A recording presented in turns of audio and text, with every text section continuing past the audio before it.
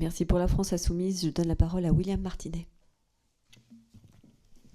Merci Madame la Présidente. Merci Madame, Monsieur d'avoir répondu à cette convocation. J'ai 3 catégories de questions. Première catégorie sur la structure actionnariale de la Maison Bleue. Alors en vous écoutant, je crois comprendre que comme vos concurrents qui ont des fonds d'investissement à leur capital, la rentabilité de ces fonds d'investissement, elle est obtenue non pas par la remontée de dividendes, mais par la croissance de l'entreprise. D'où ma première question. Pouvez-vous nous dire, au moment où Tower Brook est entré au capital de la Maison Bleue, quelles étaient les attentes de Tower Brook en termes de croissance de la Maison Bleue, c'est-à-dire quel volume, dans quel temps. Et, toujours une question en lien avec ça, pouvez-vous nous dire de quelle façon il y a un échange entre ces actionnaires et le management de la Maison Bleue pour s'assurer que cette croissance, eh bien, elle est bien au rendez-vous et elle correspond bien aux attentes de Tower Brook. Et dernière question, toujours en lien, est-ce qu'à un moment, vous avez ressenti une forme de pression financière pour s'assurer que cette croissance, elle soit au rendez-vous à tout prix? Voilà. Première catégorie, je veux bien vous écouter pour la réponse. Alors, je ne saurais pas vous répondre parce que sur la première partie de votre question, sur les attentes de Tower Brook et de la BPI, il faut savoir que la BPI était déjà rentrée au capital de la Maison Bleue en 2011 et sont revenus en 2016. Donc ils ont continué à nous poursuivre. Donc Tower Brook est au capital de la Maison Bleue avec la BPI depuis 2016.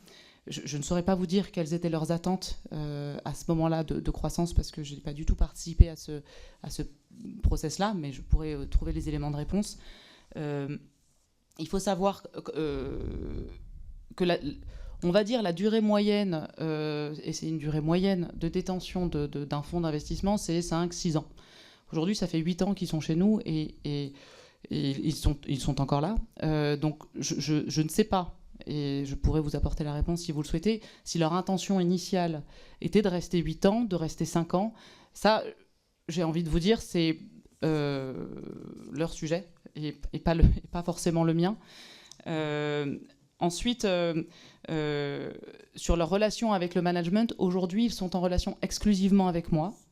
Donc il n'y a aucune personne, et la direction financière bien entendu, mais il n'y a aucune personne, notamment parmi les opérationnels, qu'ils ont rencontrés et qui les connaissent. Donc il n'y a pas de rencontre.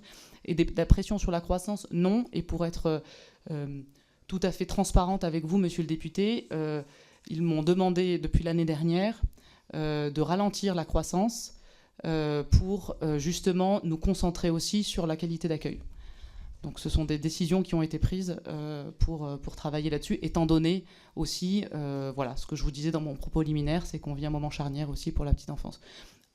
D'un point de vue totalement personnel, évidemment que je le fais, je trouve ça regrettable qu'on ne puisse pas créer autant de places de crèche que notre pays en a besoin, mais ça c'est un autre sujet.